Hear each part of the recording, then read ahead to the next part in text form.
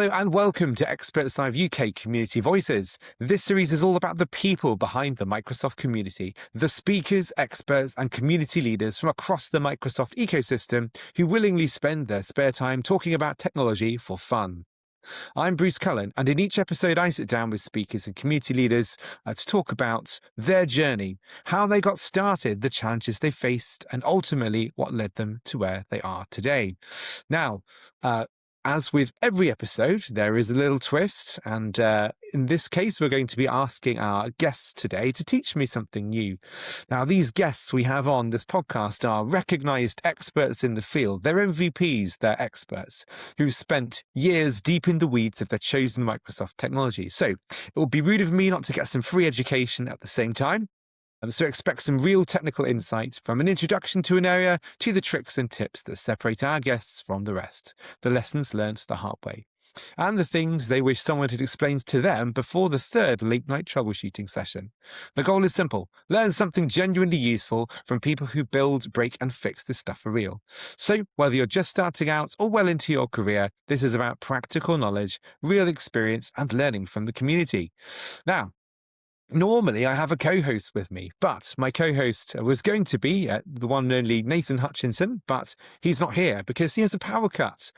So I'm flying solo today, so let's hope I don't screw it all up. But I'm not completely solo, which is the good news. I'm also joined by our special guest, Martin Himken, who is a system engineer, SVA, and also an Intune MVP. Welcome to the show, Martin. Let's get started. Hey, glad to be here. Great to have you. So let's start with a quick introduction to yourself. Tell listeners about yourself, please. Yeah.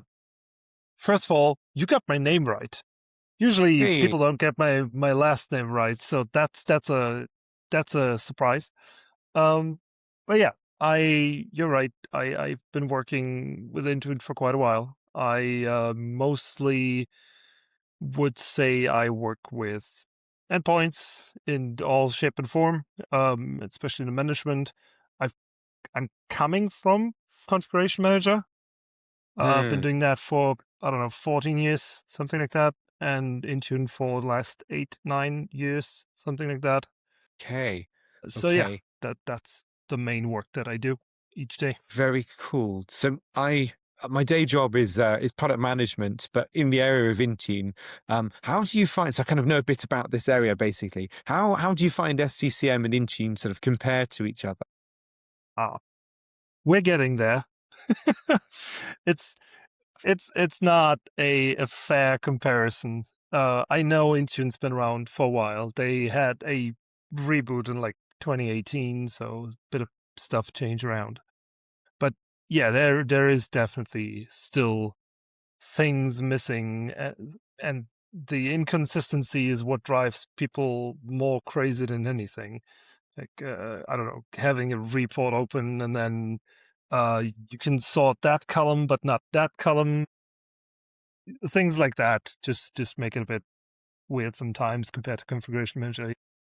Yes, there are definitely places in the Intune portal where you can get two different answers to the same question.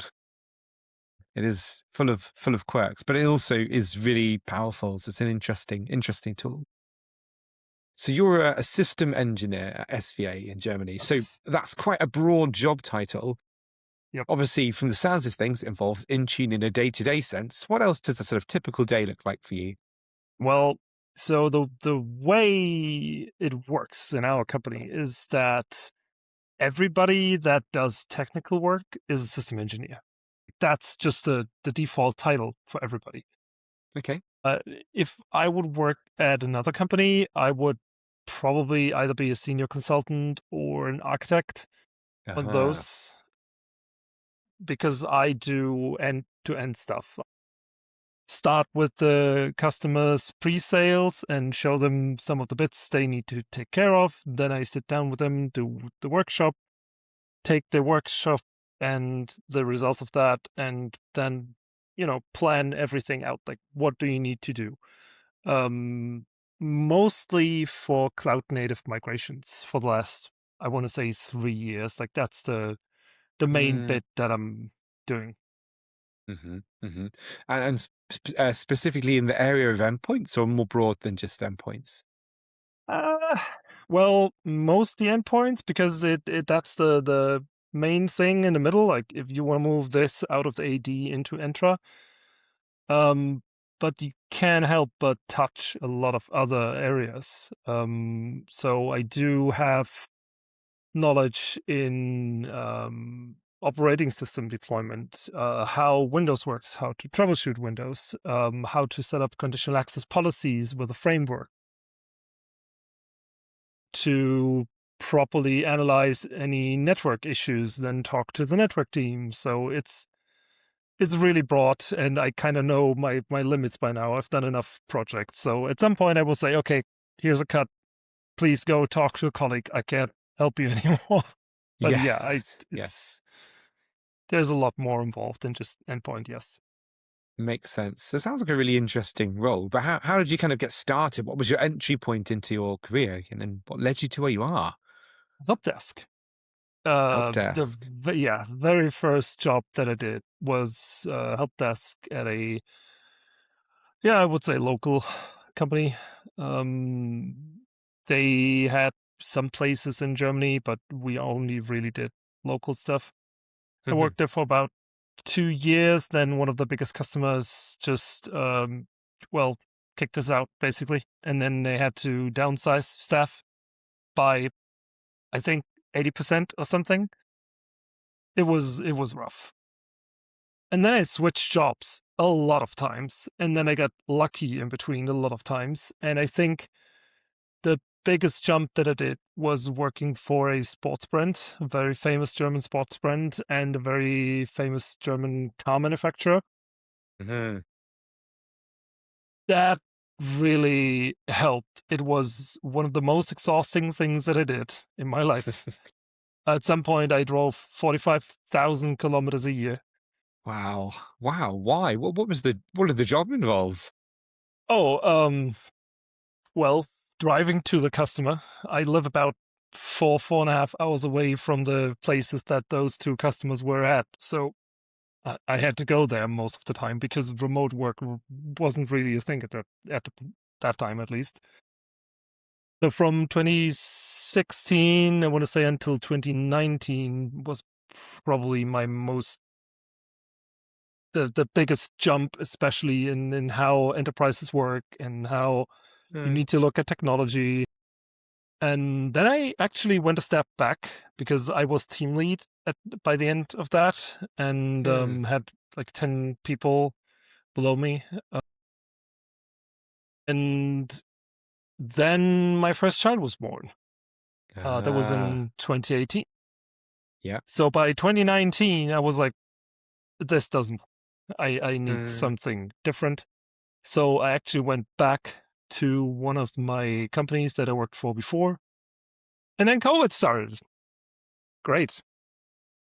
So yeah, to make things short, during COVID, I switched to SVA, to where I'm now. mhm, Been working with them since, and that's how I got here. That's the very short story. I did mm. start really late. Um, I'm going to be 39 this year. Okay, I think okay. I only started in IT at 24 or 25. So Mhm. I've been doing this for not that long, 14, 15 years, at least as a I don't job. know. I mean, I think that's a reasonable amount of time to say you know the ropes, you know the job. It's a very similar a vintage to myself as well. What was I going to ask? So you step back from managing a team. How did you Yes. find that? Great from a work-life balance perspective, but there's loss there presumably as well. How did you find that? Well, I looked at where I was and how my wife struggled to keep the household up and take care of a child, and we kind of knew that we wanted a second child as well. So I said, well, it's not it's not that much of a money loss either. I'm going Uh, to travel less. I can work with a way more local company. with people that I already know because I've worked there before. Uh, So for uh, me at that point, that was a good time to say, well, this doesn't fit anymore. And then actually, I want to say 2 months later, not after I left, when I was starting to think about um, they got bought out. oh, okay. A competitor bought all of the stocks, and basically did a hostile takeover that way. And the I first see. thing they did was kick out my boss. Mm, So everything that I had discussed within like the 2-3 year plan was just uh, out of the window. And I'm like, okay, now would be a good time to do this. So mm. yeah, Makes I total got enough sense. reasons. Yes. A great, I mean, either one of those reasons is a great reason to do something different. So it makes total sense to me. And also prioritizing the right things, certainly for me, family comes first. Very important. That's a So lesson let's to learn. focus. Mm, yes, yeah, yeah. It's a lesson that I still have to relearn sometimes, let's say. But yeah, it is indeed a lesson to learn. So how about community then? Because obviously, just Yeah. because you work in tech every day, you understand the depths of Intune and SCCM and other tools, Yes. doesn't mean you have to share that knowledge with community. So what drew you into community to start with? Um, I think that started around the time that I was team lead.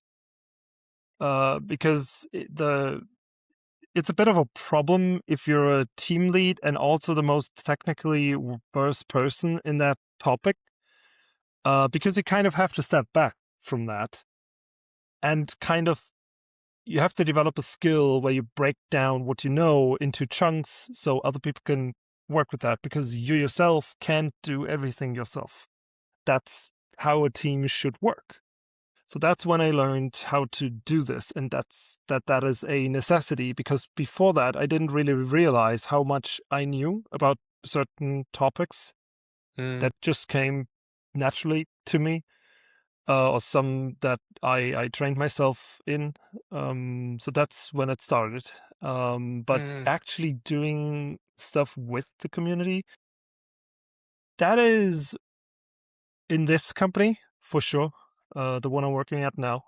Because before I didn't really have the time or the freedom to do this. mm, mm, mm, So I want to say I really started out with the WinAdmins community about 4 years ago, 4 or 5 years mm, ago, something like that. So then I got to know them better and we exchanged ideas. I got more involved into all of the discussions and noticed, hey, people actually don't know about this. mm, Then somebody brought it up, like, go to a conference. You should do a mm, talk about this. You seem to be the only person that knows about this and that topic. Winery mm. at the time. Like, who knows Minari. about Winery? Ah. Yeah, Mhm. I've heard of it, but even now I can't say I know it. What is Minari? don't worry about it. The recovery partition on your device houses a separate operating system, and while that got more important about 3 years ago, 2023, because there was an exploit you could do to circumvent BitLocker. I think it now is at a point where more people should know about it for sure, Mm, because it's going to have more features that you might want. Quick machine recovery being one of them, mm, cloud recovery being another one.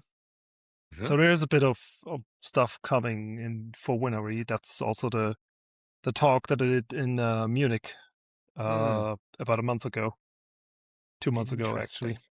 Yeah. I did not realize. I know what you're talking about now. You've described it, but not from the name Winari, and also not. I didn't know it was a. I didn't really think about the fact it was an entirely separate operating system. But it stands to reason because it's not fully fledged Windows. It can't be Yeah, it's because I a can. WinP Yeah, with less features, basically. yeah, yeah. Okay, okay, makes sense. Interesting. I'm already learning. There you go. Um, so this journey has ultimately led you to become an Intune MVP. Was that something you sort of were deliberately looking out for, or did that just kind of happen along the way? No, people ask me at some point. I was well into writing blocks, and the blocks that I write, they are not.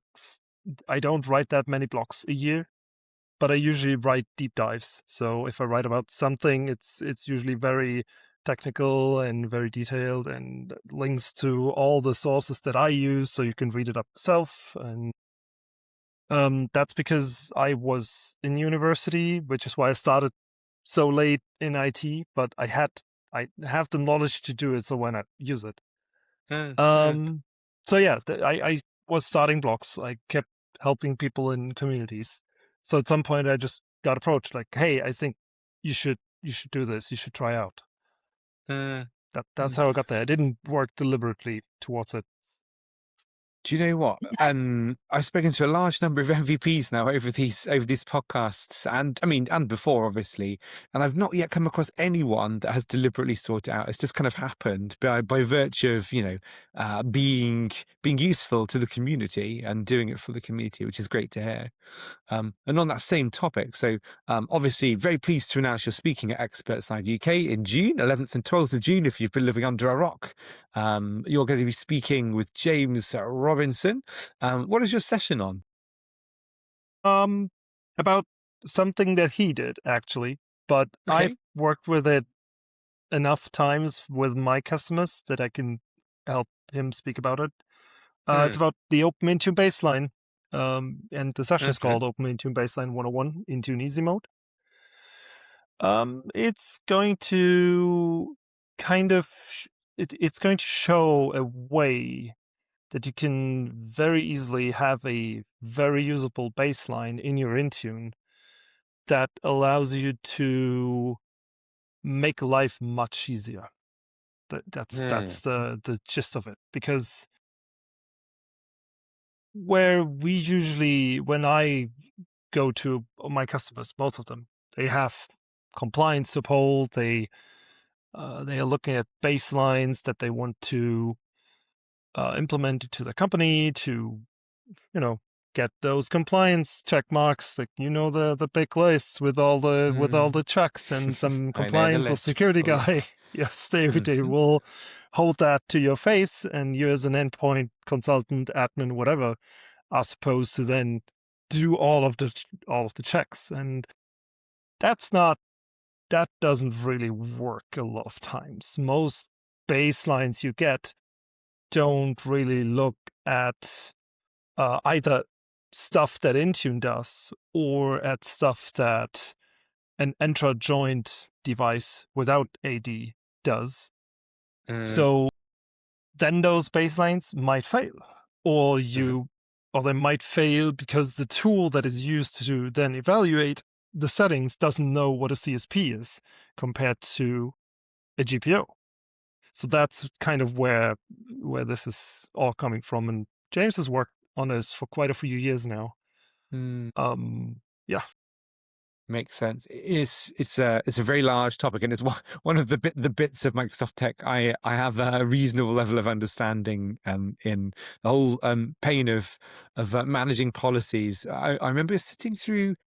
Oh, I've forgotten who it was. Someone delivered a session at Experts Live Netherlands back in like 2022 or something on the Microsoft security baselines. And that was my first Yes. introduction to the whole topic and how you can't Yep. just take them off the shelf because they won't all apply. And there are Yep. conflicting settings in some of the config policies within their Yep. baselines.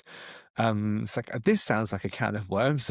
Yes. um, And the first baseline that Microsoft had even broke stuff with Intune. So the very first baselines they threw around, they didn't work out of the box. And the explanation for that is very simple. These are not made by the Intune team. These are handed down by somebody else at Microsoft, and they basically have to implement what it says. yeah, yeah. So Open Intune Baseline is the idea that the Open Intune Baseline as a thing contains sets of baselines you can set in Intune. And Yeah, it also it's split up because the security baseline in Intune itself, while it's now a bit better, it's not very versatile. whereas the Open Intune baseline is split up into logical chunks, and you can take those chunks and then look at them and say, okay, I don't need this. If you're not using Defender, for example, don't use the Defender policies, just leave them out, which is a pain to do if you have just one big policy and then Yes. find all the settings each time it gets an update and then set those. I'm going to have to come to your session at Experts Live UK, I think. Sounds super interesting to me. So we're going to, move on ever so slightly, because now is the part of the show where it's time for me to learn something. Although, to be honest, I already have learned some things. So that's really, really cool. Though, as you sort of heard, Intune is something I know a little bit about. So I sort of get the basics. Obviously the idea is that it's Microsoft's modern replacement for SCCM, although we've already discussed, are they really, comparable? Entra, obviously, in AD, same thing there. So what do I not know? What do I not know? I think what a lot of people don't realize, especially compared to AD and SCCM, is that there is no policies being evaluated on the client. It's all happening in Intune, which is also the reason why there is no layering. You can't give a policy a priority. You can't have it apply to the same way because there's no organizational units that you could use. So all is done by device groups and or user groups, and those usually don't mix. You will have to use filters for that. So that all gets, without getting too much into the details, but that it's a very different way to look at how policies are applied to a device. And Intune will kind of take all of that information, put it into one big bundle, and then send that to the device, which makes it a bit faster, but also a bit more on the admin side, not on the client side. Your idea, your plan about how you approach this has to be very flat because there is no depth. Like everything is on the same level, so you need to be careful where to apply which setting. That makes sense. So one of the things that I've always kind of wondered is, so obviously got into tech originally in sort of 2003 as a sysadmin. So I was used to group policies, I was used to AD, I was used to RSOP basically, which was obviously client-side evaluation of group policies. And there is nothing quite like it. Does it sounds like the concept doesn't even make sense on the client side anymore, but on the Intune side, almost said the server side, that dates me, but you know what I mean. On the Intune side, is there a sort of equivalent RSOP to see the result of all of these config policies that are going to be evaluated and pushed to your So endpoint? here's one of the benefits of using CSPs compared to GPOs. CSPs will talk back to you. GPOs are the message in a bottle approach. You throw something at the client and kind of expect it to work with that. CSPs will tell you if they don't work. That sometimes breaks, as we've found out over the last couple of months with some of the new settings, Windows Backup being one of them. The policy that would uninstall some of the inbox applications, so those would fail for one reason or the other. But yeah, there is no RSOP in that regard because it doesn't work on the client. You will see if the client told you, hey, I can't apply this CSP because I don't know, I don't have an enterprise license or something. But you don't get to live talk to the device and then tell the device, hey, give me your current policy set that you're using. That's not how that works. It's all based on, it's synchronized. The computer gets the big policy set that is applied to the device. The device will report back, and that's what you see in Intune.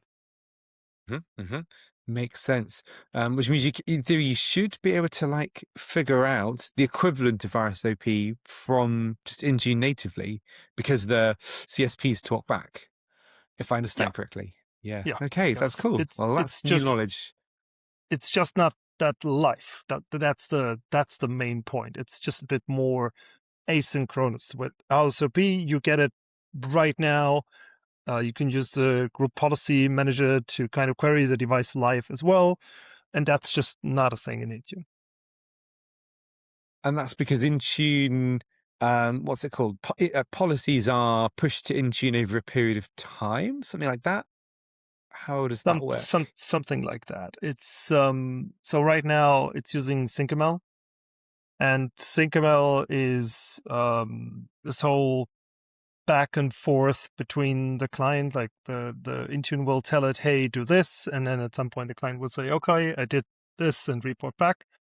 But it takes a while, a couple of hours usually, until Intune has ingested that reply. The synchronization usually happens pretty fast, depending on if you just did a change or not. If it's a net new change for the client, it should arrive on the device within 5 minutes. The Windows push notification service will get a message, the client will catch that message, and then it will synchronize based off that information. So that's fast. The report back to Intune, that's usually slow. That's kind of frustrating, I will say, especially if you're trying something and you want to test something. That's not fun. How long is that report time typically? Oh, that really depends. It's pretty quick if let's say you use the Open Intune baseline and just apply it to a group of devices and a group of users because it's split up a bit. That's usually pretty quick. That should give you information especially if you just set up the device within an hour easily. Okay, it's not too bad. Yeah, but it might take longer, which is the annoying part. Yesterday, I troubleshooted a Wi-Fi profile with a client because it didn't apply to a device, and I'm like, we will have to wait. Give it a cloud minute. I can't speed this up. Like, yeah, if you don't have the device in front of you, it might be a bit frustrating to troubleshoot something because it takes a while. Microsoft's working on that. There's something coming called IC3. Okay. That's going to be a bit more real time, so to say. But yeah. IC3, did you say? What does that Yes. stand for? It's the same protocol that Teams is using. Something communication. I will have to look it up. It's okay. Interesting. Very cool. It's good that there is work going on to speed it up because that's something. As a product guy, I've heard, if you can build something that will speed Intune up, to which the answer is always no. We can't change the architecture of Intune. Very interesting. So, you've been in tech for a good old amount of time, 14 years, I think you said earlier. Yes. If someone's just getting into their career in tech, what's the one thing you'd strongly encourage them to do? Depends on what type of learner you are. If you're somebody like me, I need to get my hands dirty. I cannot learn that good from just reading something. I need to actually do it. So getting your hands on any kind of test environment to try something out and see how it actually works. Very important bit for me. I couldn't agree more. There's no substitute for giving a kick. Cool. Okay. And then is this a lesson you've learned sort of on the way, or is this something you'd tell your younger self if you were starting out in tech again? I would tell my younger self that, because like I said, I went to university. I didn't get a degree. I went there for 4 years. I took a lot of how to approach new information with me. So I did learn something at the university, but I think I didn't finish my last, 5 courses or something, which one of them I failed in the final exam, like the third try. Yeah, I would definitely tell my younger self to do more of the actual work and not as much theoretical stuff. Whereas now I'm at a point that I did so much testing that I'm going back to the more theoretical stuff because I'm reaching those edge cases basically. That makes sense. That makes sense. I learned similarly to you then, it sounds like. I need to touch it to understand how it works and see it as well, you know. Makes total sense. So what excites you the most about where Microsoft technology or generally the community is heading right now? So there's lots going on out there. Um, there are improvements coming that I can't talk that much about. The IC3 one is kind of out in the open now, so I can't talk about that, which is going to greatly speed it up. But I think there is some stuff coming for device inventory that is Okay. dearly missing right now. Um, I can't wait for that because it's a bit lackluster. It's one of the things that keep many people with Configuration Manager for now. Yeah. So one of the things I keep hearing is software metering as a Mm, reason why, I've come across customers that they've stuck with SCCM just for that feature. And yes, being asked like, well, when's Intune going to get it? Is Intune going to get it? Can you guys build it? That kind of stuff. So if there's anything in that area, I know Microsoft are dipping their foot in that water. They announced that yes. at Workplace Ninjas EU, I think it was. Switzerland, yeah, that might Yeah, be. Switzerland. Yeah, September Something last like year. that. Um, Uh, I will. So yes, software metering and configuration manager definitely was a thing. How many?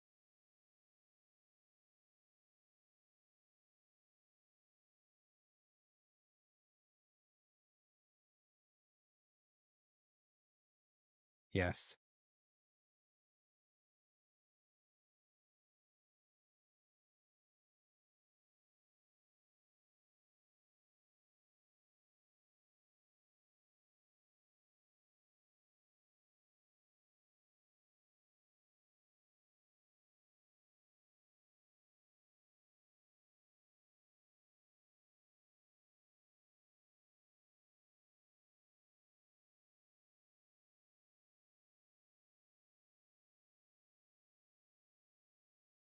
Mm,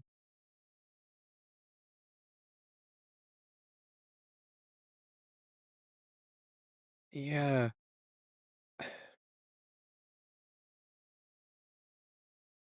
they do.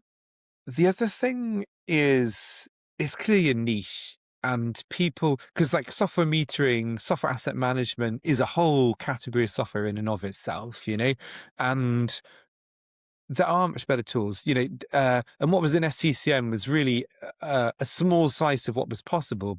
And I feel like people are comparing SCCM and Intune directly, and they're going, well, there's a feature in SCCM when we're getting this in Intune, without sort of stepping back and thinking about, well, is this actually the right tool to collect software usage data, regardless of GDPR? All the use cases I hear are broadly about saving money. Um, and that speaks to the how that feature is implemented with GDPR and especially in Germany, as you mentioned, law in mind. So I don't know, but it seems to be asked for more times than I was expecting for it to be asked for. Let's say, so that's interesting.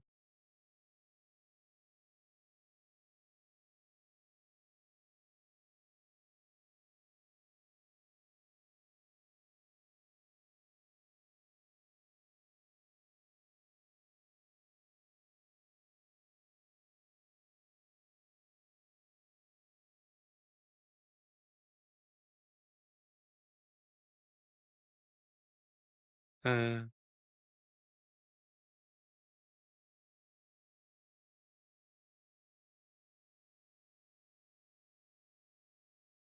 uh, uh, um, uh, Makes sense. I agree. I agree. So outside of Intune, are there other areas of tech that you're planning to explore next?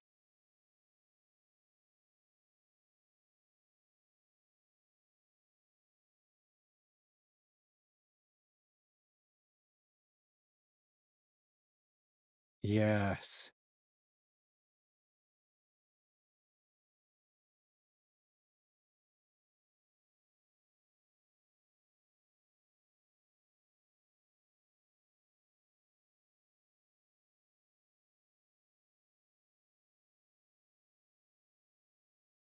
Yes.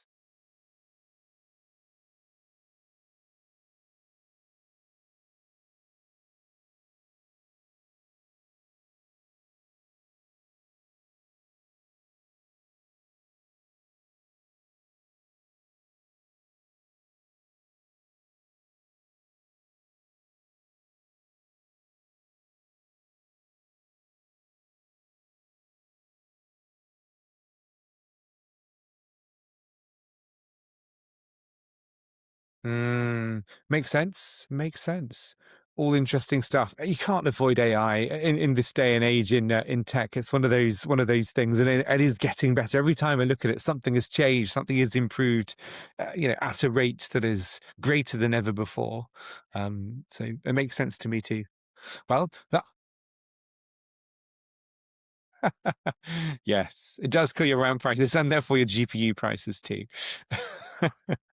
Very good. Well, that brings us to the end of this episode of Expert Side UK Community Voices. But before we wrap up, it's worth obviously saying that Expert Side UK is on the 11th and the 12th of June. So if you do want to hear Martin speak live, then of course you can do so.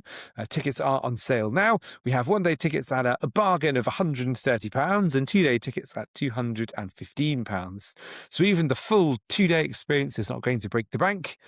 So please do check it out. And if you missed the last episode of this podcast, we sat down with Jeff and, I've forgotten his name. My brain is drawing a blank on effectively Experts Live, the conference, and what to expect.